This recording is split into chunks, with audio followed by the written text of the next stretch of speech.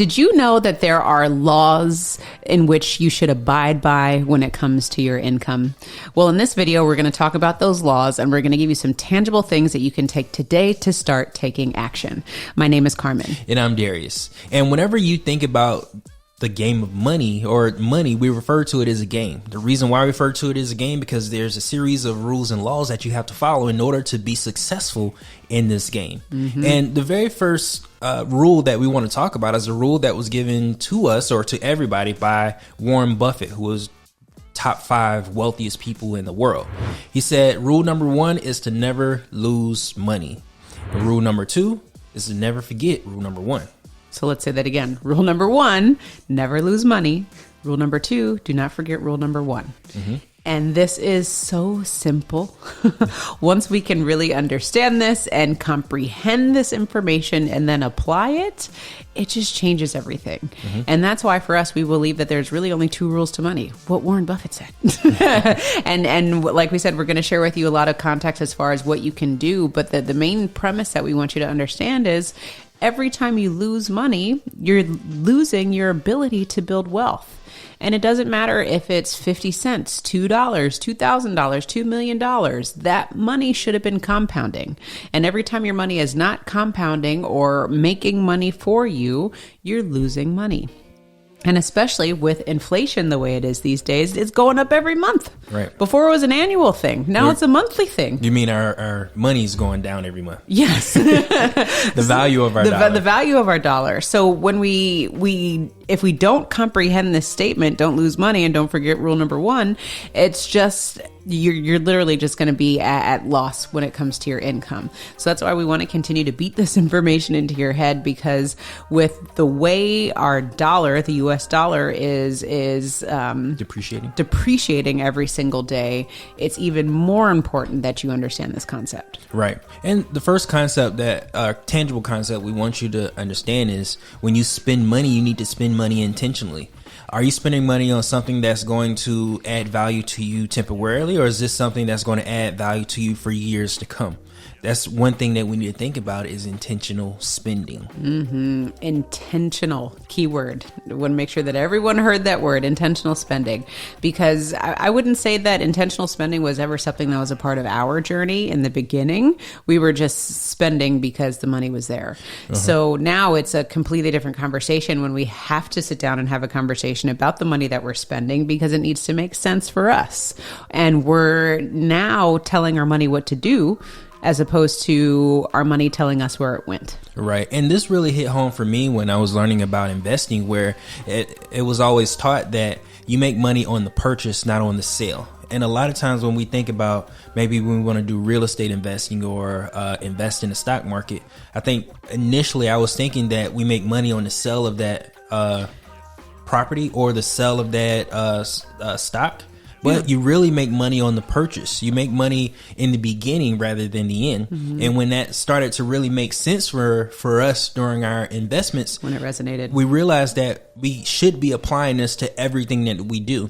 We always look to make money on the purchase. So spending intentionally is the one of the biggest things that we can do, is because we make sure we make money on the front end. Yeah. And just or save money on the front end. Referencing the notes that we have here, when we look at intentional spending, it's a mindset shift. It really is, because I don't really feel like anywhere and we've talked about this on the channel, we're not necessarily taught in our schools as far as how to budget effectively, how to manage our funds effectively. It's just all about being a part of the system. And so when we recognize that we need to be intentional about the lifestyle that we want for ourselves, now we start to take ownership of the things that we do and the things that we bring into our lives from a consumer standpoint. Every time you bring something into your house, is it baggage or is it an asset? And it really allowed us to refocus our spending from a different perspective, because we started to look around and go, all these things that are around us, is this bringing us joy? Is this bringing us value? Why do we have this in the first place? And then we started to recognize the emotional relationship that we had with money, and the emotional relationship that we had with making purchases and all the transactions that we were doing. And it wasn't intentional. It was an emotional thing, because you may need to pick me up. So I go buy something or I go do something, and it costs money, as opposed to reading a book Empowering yourself, learning, growing, and recognizing that spending isn't a part of that plan. Right. And I like what you said. We're consumers, and we were taught, we learn the ins and outs of being consumers. Because when we think about the powers that be, or our financial system is ran by different companies that want our money. Yes. And the only way they can get our money is if we consume products and services from them. So we were taught how to be consumers. We were taught how to maintain a good credit score. We were taught how to make sure we make our payments, our minimum payments every single month. We were taught how to make sure that we have a certain amount of debt to income ratio. We were taught all these things to consume. So when it comes to consuming, we're perfect for it, but what we haven't been taught is how to make money for ourselves, how to make money, how to manage the money we have, and how to spend intentionally. How to be independent. Right. Is How that to what be you're trying to independent. say? Financial independence. How to be independent and not dependent on the system. Right. And this is perfect because if you are interested in learning how to be independent, then definitely click on the link below. We would love to serve you in the Wealth Nation. This is actually a topic that we just had with our money school members, where we were talking about the system and how we follow these rules. You know, our debt needs to be at a certain ratio, the debt to income ratio, our credit ratio needs to be, you know, at a certain percentage. And we talk about all these things, and then we stop and go, wait, who made these rules in the first place? It was the bank. The bank made these rules, and they're the ones who are telling us that these are the things that we need to do, and these are the rules that we need to abide by. And it's because they're telling us how to spend the money. They're telling us how to continue to be consumers, how to continue to use their products and services that will continue to line their pockets and not yours. So that's why the intentional spending is so important for you to focus in. Get clarity on your spending, understand what your income is, understand what your expenses are, and figure out a way to pay yourself more money, figure out a way to make your income make more money so that you can be independent and not be dependent on the system. Right. And the second point, another thing that you said is how to make your money make money. Yes. That's another thing that we need to also add to our repertoire is how do we make our money make money? Because right now, the majority of us, what we're doing is we're going out and physically having to put in the time, having to physically put in the effort in order to receive some amount of income, some form of income. Trading time for money. But what we need to do is put ourselves in a position to where we can trade money for money. Because there's no better way of making money than having money make money, because it doesn't get tired, it doesn't ask for days off, it doesn't get sick, his family doesn't get sick, doesn't have to take off time for vacation. Money continuously does what it's told to do. Now we can also tell money to do something that doesn't serve us, which really puts us in the form of debt. Debt doesn't serve us. Yes, we may have the object or product that we wanted, but we ended up spending more money for that product than the value of that product. So what we need to do is make our money work for us so that it can go off and bring back its friends. And the other thing too, remember, we're going back to don't lose money, and don't forget that you can't lose money. Right. So with the first point that we talked about, intentional spending, you're not going to lose money if you are intentional about the money that's leaving your pockets. And you're not going to lose money if you're intentional about making your money make money. And not to confuse that with investing, because a lot of times people check the box and they go, all right, I sent my money to the investment, let's wait and see what happens. But then you didn't do your homework or the due diligence that we talk about on the channel to understand how your money was supposed to make money. And then sometimes people are at a loss and they go, where did my money go? I don't know. And your money didn't make money. So then you fall into the situation where you lost money. So that is not intentionally spending, nor is it where your money is making money, because you didn't understand the investment or the play that you got into, and you put yourself and your money at risk. Right. A good example of this that just came to me is, if you want an example of how to make your money make money, look at your employer. Because every 2 weeks you get a paycheck, and you go and you give your time and your effort to get that paycheck. And your employer is paying that paycheck to you. They're not physically having you go and do stuff. What they're doing is they're investing their money into you so that you can go and do the work for them. So that's a good example of money making money. Wow, Darius, it's really profound. I never made those connections, but that is so profound, and it's like stabbing you in the heart. Like, oh my goodness, yes. But and it's not for anyone to take offense to. No, it's just, these are facts. Remember, we said it's a game. A game is not emotional. A game has rules and regulations, and there's certain things that are set up, and that's why you need to understand how to be a player in the game and not a pawn in the game. Right. And look at your employer. My goodness. I'm not saying that to get anyone upset. What I'm saying is so that you can just take a look around at your environment. There's wealth being made all around us that we don't necessarily take inventory of, that we can be learning from. So there's a ton of things that in our everyday life that we can be learning from, that we can be applying, so that we can have our money work for us, and so that we can start following the rules of this game that we're playing. Yeah. So the next point that I would say is about insuring and protecting your family. That's another thing that needs to happen when we talk about don't lose money, and don't forget not to lose money, is how many times people pass and the wealth transfer goes out the door because we didn't insure our family, we didn't protect our family, the state has our money, whatever it is, because we didn't take the time to do the paperwork, do whatever we need to do to ensure that our family is set up.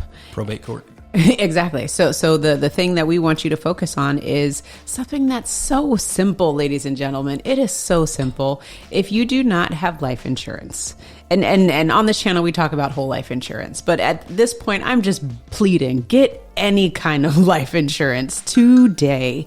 We prefer it to be whole life insurance with high cash value, but the point that I'm just making is it is so important for you to have some sort of insurance on your life, because that is the one thing that is guaranteed is death.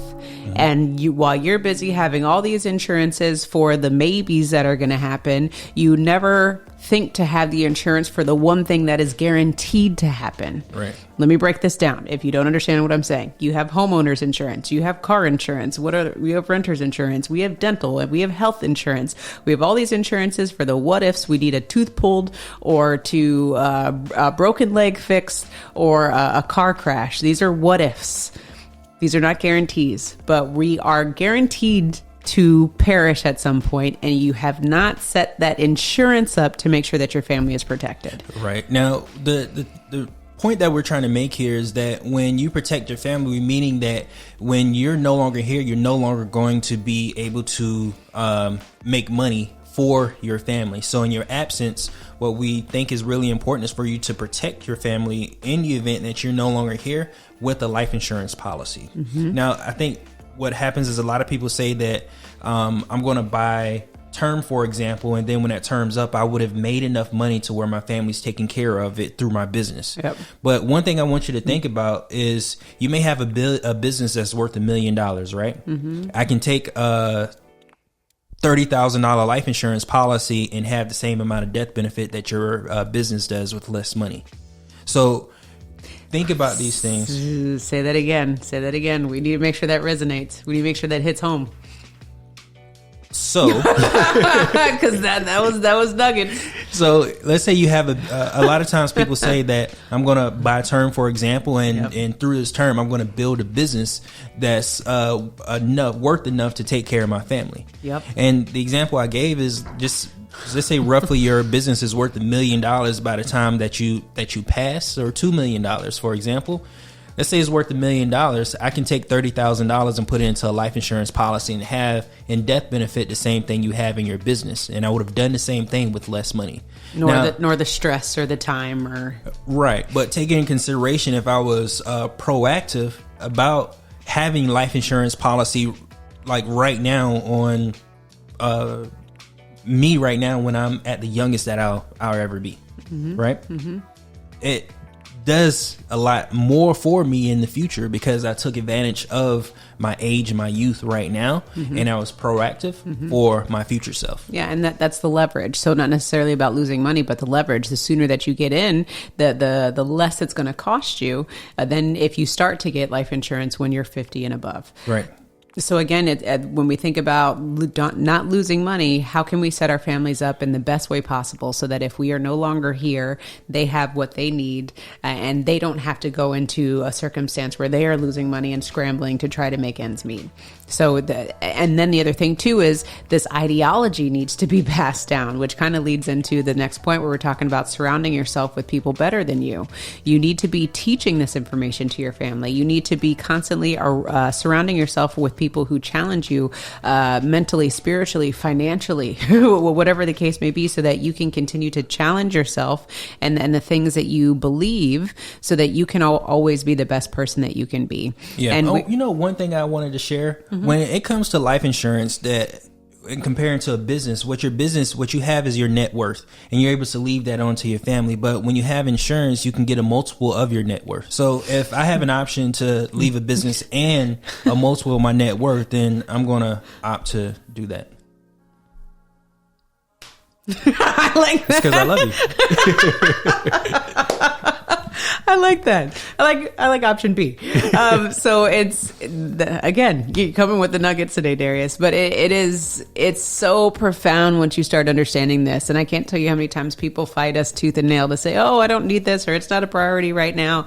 Losing money should always be a priority for you. Like, it should be before you wake up in the morning and go to work. Losing money should always be a priority. Yeah, excuse me. That's what I mean. That should be something that you're constantly thinking about, or you have systems in place where that doesn't happen.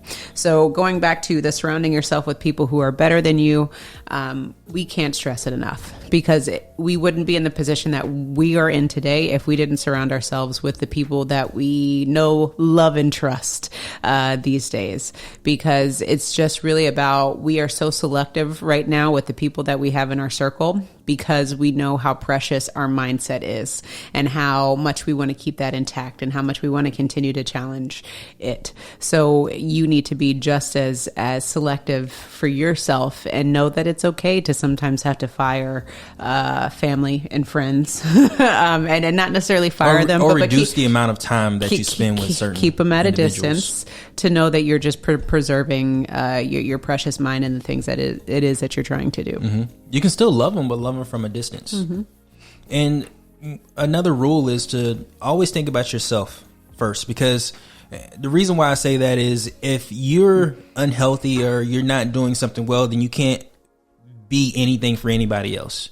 You have to take care of yourself and your health first before you can be anything to anybody else. You have to look out for your mind, your mental capacity, your physical health. You have to look at those things for yourself first before you can help anybody else. Yeah, because a lot of times what happens is we spread ourselves so thin that everyone is just getting like the scraps of us. And instead of being whole and focused and really just satiated with life, essentially, where we are able to pour into others as much as possible instead of just giving everyone the sloppy bits that's left over. Right. Now, the moral of the story that I want to say is, when it comes to building wealth and the laws of money, is the fact that a lot of times it doesn't have to do with money. It's all about the person in the mirror. And if you can get the person in the mirror on the right path, then money is a byproduct of the success of you. So the laws of money really boils down to, what do you see in the mirror and what's looking back at you? Yeah, and when we talk about a point that we had discussed, actually, was all about maximizing your benefits and minimizing your expenses. Again, things that you just start to recognize and instill in your financial lifestyles once you understand how the game is played.